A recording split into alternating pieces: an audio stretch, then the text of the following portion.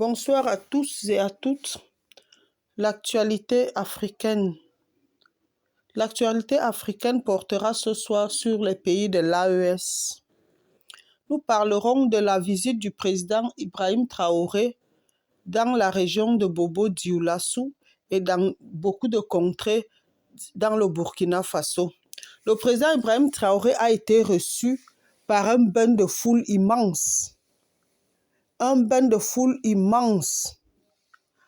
On a vu la population burkinabé témoigner une fois de plus leur soutien indéfectible vis-à-vis du président Ibrahim Traoré.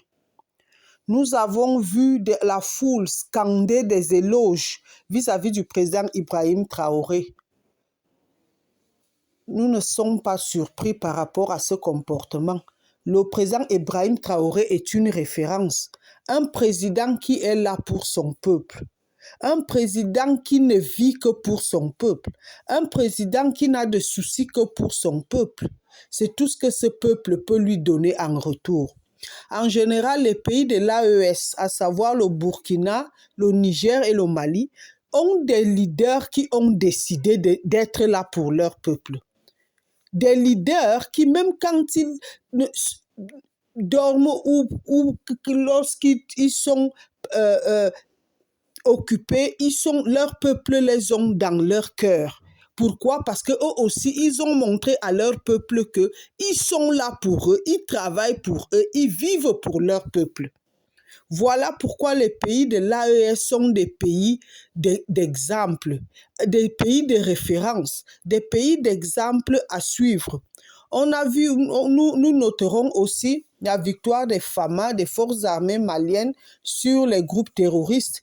Les forces armées maliennes, depuis un bon bout de temps, sont en train de gagner des victoires successives sur les groupes terroristes. Les groupes terroristes sont terrorisés maintenant, ils sont en fuite par rapport aux forces armées maliennes. Nous félicitons aussi les forces armées maliennes pour cet exploit.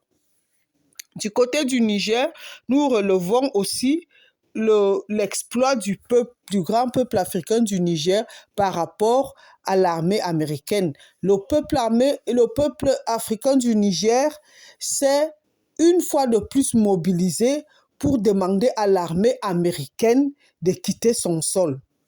Ils l'ont fait une première fois avec l'armée française. Ils se sont mobilisés, ils se sont unis. Et c'est cette unité-là, cette mobilisation-là qui fait la force de ce peuple jusqu'à ce qu'ils ont obtenu le départ de l'armée, des forces armées américaines sur la base militaire d'Agadez. Une fois de plus, le peuple du Niger a montré à quel point il est responsable, à quel point il est soudé, à quel point il est inébranlable, à quel point il est patriote, à quel point il est nationaliste, à quel point il est attaché à ses valeurs de souveraineté. Et c'est ce qui caractérise les pays de l'AES. Les pays de l'AES ont des peuples qui sont accrochés à leurs valeurs, qui sont accrochés à leurs origines, à tel point que lorsque l'ennemi arrive et qu'il fait face à cette union-là, à ces peuples, l'ennemi ne peut pas résister. L'ennemi ne peut pas résister parce que ces peuples sont soudés, ces peuples sont unis, ces peuples sont des peuples qui ont une décision, ces peuples sont des peuples qui sont concentrés, qui ont un objectif à atteindre qui n'est rien d'autre qu'obtenir la souveraineté totale de leurs États. Nous parlerons aussi d'un aspect, c'est-à-dire l'aspect où le capitaine Ibrahim Traoré était en train d'exhorter son armée d'être prête par rapport à la sortie du général français, le général Lecointre, qui, il y a de cela, je crois, 2 ou 3 semaines, a fait une sortie où il disait que dans 10 ans, ou peut-être avant, ils veulent revenir pour recoloniser l'Afrique. Le président Ibrahim Traoré était en train d'exhorter son armée d'être prête et que son armée doit être là pour défendre sa patrie. Il ne va pas seulement des pays de l'AES. Je crois que cette attention du président Ibrahim Traoré va au-delà des frontières de l'AES. Qu'est-ce que je veux dire par là? Il faut que les pays africains se responsabilisent. Il faut que les pays africains soient en alerte. Il faut que les pays africains ne soient plus surpris.